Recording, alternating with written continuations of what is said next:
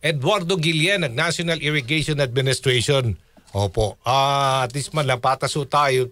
Masagot po ni Engineer Guillen, ni admin. Ito pong question. Mga question lang naman ito ng mga mambabatas. Okay, tungkol po sa budget ng NIA for 2026. Administrator Ed Guillen, sir, magandang umaga po. Kumusta? Hello, sir. Yes, sir. Good morning po. May Opo. pagkabigat. Mabuti naman po. Okay. Marami hong mga katanungan ng ilang mga mambabatas dahil alam nyo naman, pag budget, marami talagang mga sinisiyasat po. Pera ho ito eh. Opo, ng taong bayan. Dapat po naman. Opo. Ngayon naman, ang tanong ho dito, ni Senator Erwin Tulfo, kahapon yata ito, sir. Tinanong kayo, tungkol dito sa wala pang mga irrigation projects yata. Oo, na marami daw incomplete na mga proyektong ipinatupad daw ng NIA. Tama ho ba yan, sir? Well, maraming na tayo natapos kasi ang may mga yung sinasabi siguro nilang incomplete. Ito yung mga multi-year allocations. Ano po? Kagaya nung isang naging tanong ni Senator Tulfo din kahapon, yung Bolo Dam, ano? Yung Bolo Dam, nagsimula siya ng 2014 na ginawa. Natapos siya ng, I think, 2021 nung matapos. So, multi-year siya kasi, yung alam nyo naman, yung binibigay sa niya na budget, pakunti-kunti kasi. Like this year, humihingi tayo ng 225 billion. Ang ibinigay sa atin, 45 billion. So, kailangan, pagkasyahin mo yung binibigay na pondo para doon sa mga projects natin. So, multi-year allocations po kasi itong mga to. Opo. Hindi natatapos dahil sa yung buong project dahil doon sa budget, hindi doon sa mga contractors, ano. So, yun po yung ating issue doon. Kinwestiyon yata niya, aabot daw sa 100 proyekto ng NIA sa buong bansa hanggang ngayon hindi pa natatapos. Number 2, yung delayed daw na pagbabayad sa mga katutubong naapektuhan ng mga dam projects ng NIA. Well, sir, yung issue naman na yon, nalikalimutan ang apelyido, kina-Annalyn naman na yon. Yun po ay in addition to doon sa MUA po ng NIA dito sa NCIP na babayaran. Kasi noong una, around 900 yata yung nakalista. Kasi bago magsimula yung project, nagkakaroon po tayo ng MUA dyan with NCIP. Ilan ba talaga yung dapat na i-compensate ng mga kapatid nating katutubo dyan na affected ng project, ano? So, yun naman pong initial na nakalista doon ay yun naman po ang tinugunan ng NIA. Pero ito po ngayon, lumalapit itong mga grupo na ito at sinasabi kami din, teka muna, siyempre additional doon sa MUA, hindi naman basta pwede magbayad ang NIA doon, ano po? Kailangan i-confirm ng NCIP, totoo ba na sila sila ay nandun? At saka may katanungan din kami. Bakit nung nagsisimula yung project, ito lang, bakit nagpapa-add kayo ng ilang daan ngayon ng mga tao? Kailangan ng additional na pundo yan. So hindi naman dahil may lumapit sa'yo, pwede mo nang bayaran. Alam niyo naman po ang gobyerno, may proseso po yan . Diba? Propose yata nyo na budget 54.79 billion pesos for 2026. Ngayon, ang tanong ho ng mga mababatas, meron daw, ito na, isagot nyo na po, 161 incomplete contracts originally scheduled daw for completion between 2021 and 2023, amounting to 2.04 billion piso. Opo. So, ang sabi ho, ang tanong, wala ba daw nakukonstruct this coming year na mga new irrigation system, mga kanal, dams at maraming iba pa. So, paano po ito? Hindi naman po totoo yan dahil di ba pareha nga yung ating inauguration ng ating presidente. Ilan po yung pinuntahan namin na inaugurate ng mga projects, di ba? Kagaya po ng sinasabi ko, yung mga projects natin na karamihan kasi ay multi-year siya. Ano po? At kung titignan mo naman dito sa performance ng NIA, halimbawa yung budget utilization natin, di ba? Yung tulad ngayon, nasa 98% na po kami ng yung budget utilization . So, mabilis naman po tayong gumawa. By the way po, yung budget kasi ng bawat ahensya ay valid siya for 2 years. Ano po?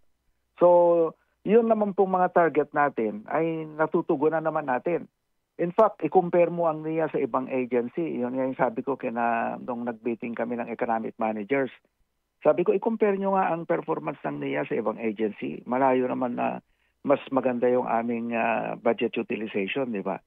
So, at saka dapat po natin ding maintindihan ang kaibahan ng NIA with DPWH.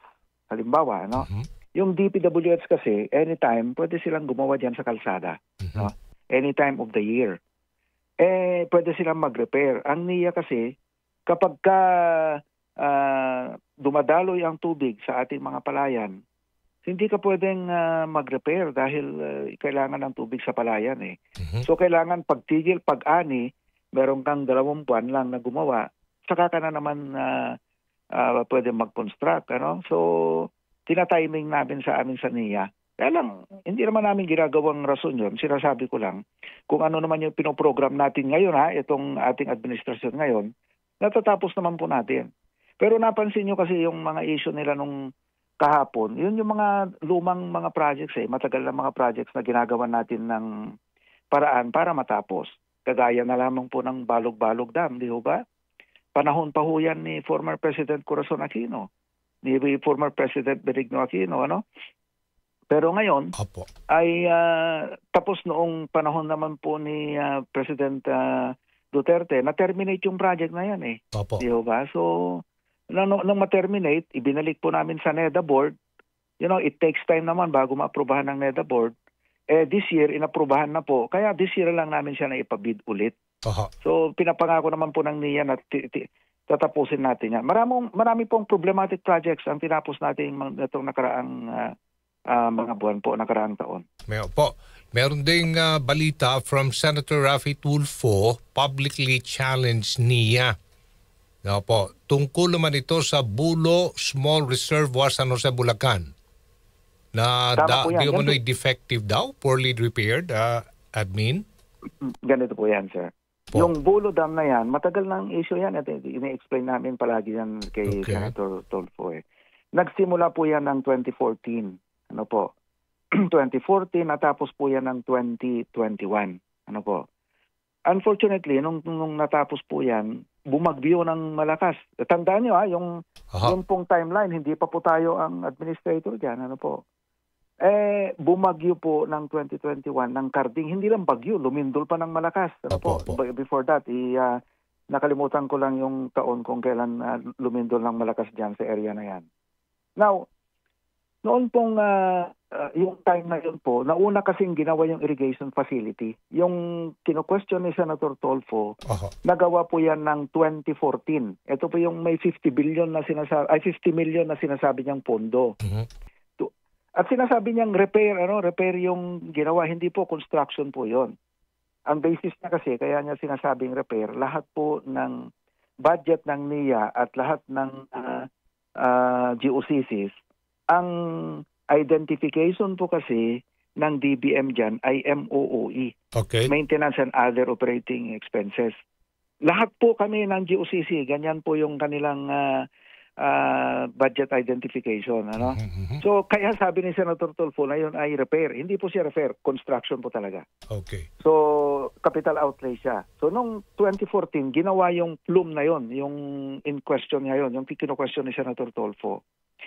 Yung plume na yan yung irrigation facility. 2014 ginawa yan hanggang 2021. Pero noong 2018, doon lamang po sinimulan gawin yung dam. Na siya ring natapos ng 2021. So there was no way na matest ng NIA kung may leak o wala yung plume na yan, yung ginawa. Ba? Noong 2021 na, tinest nila ngayon, nagkaroon ng leak. So ito po yung nasa picture ni Tulfo, yung nagkaroon ng leakage. Of course, naabutan natin yan. So sinabi natin sa contractor, i-repair mo yan at no cost to the government. So wala pong ginastos ng gobyerno sa pagpaparepair. Ako na po ang nagpa-repair. Pero siyempre dahil engineer po tayo, alam natin kung bakit nag-leak yan. Sabi ko dapat merong plate, yung bakal doon sa loob ng pipe. Opo. Admin, ang meron ding kalap na impormasyon yata si Senator Raffy, mas maigi kung andyan na ho kayo at sasagutin. Ito pong sinasabi na nasali daw sa sumbong ng Pangulo, listahan po ito ng flood control contractor, ang kontratista mismo ng Bulu Project, RA Pahati Construction. Admin, sir? Hello? Nawala.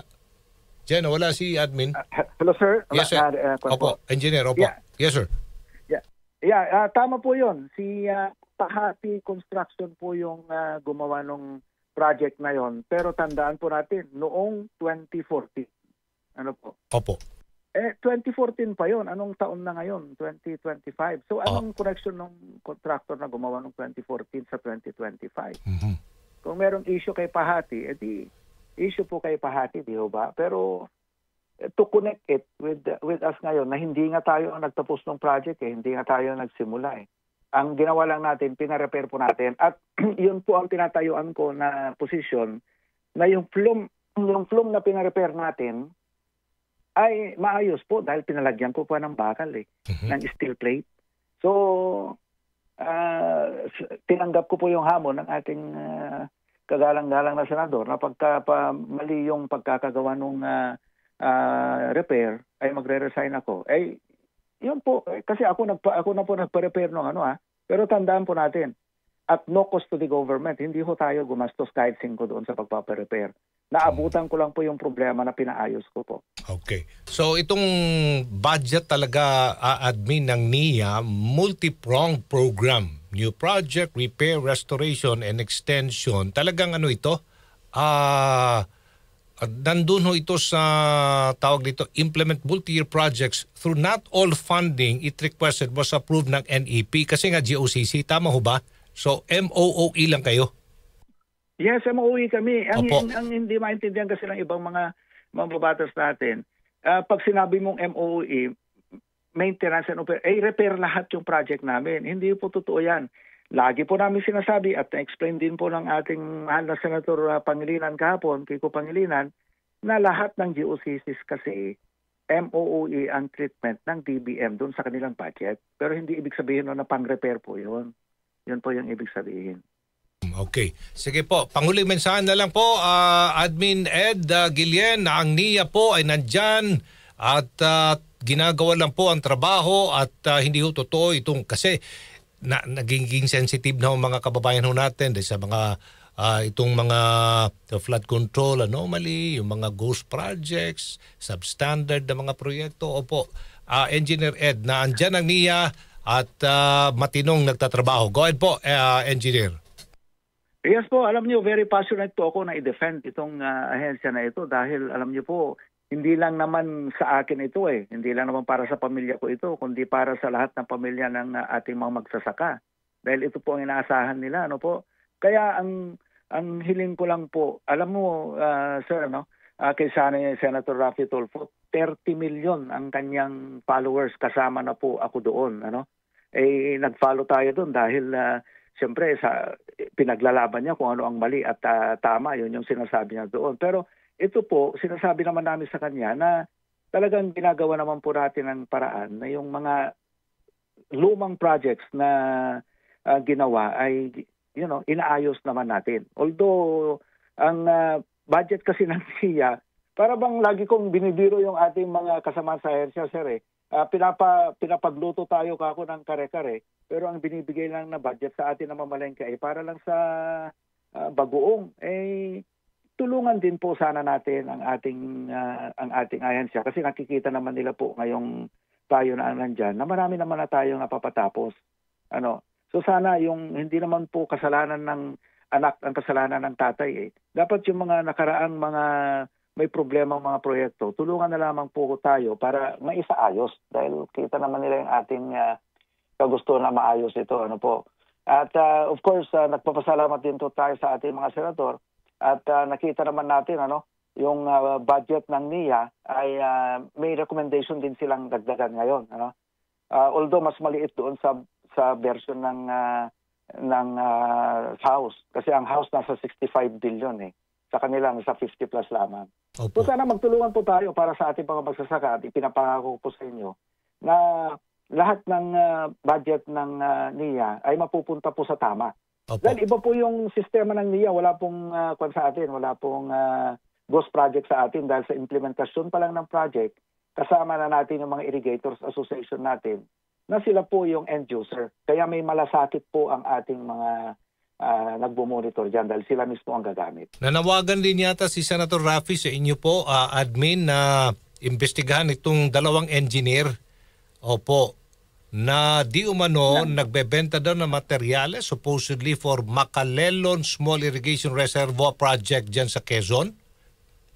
Tama po yun. Opo. Engineer po yan ng contractors. Ay kahit na naman engineer ng contractor, ang sinasabi namin kahapon po ay meron po kaming resident engineer doon na halos araw-araw po ay nagpupunta para tignan yung project. Pero of course kami po ay tinitingnan namin yung nilalagay nilang materials bago buhusan, yung compaction ng medyo hindi kasi sakop ng NIA yung management ng contractor. Pero dahil doon sa advice ng ating mahal na senador, ay papaimbestigahan din natin at ire-report natin sa contractor yung ginagawa umano ng kanyang mga engineers.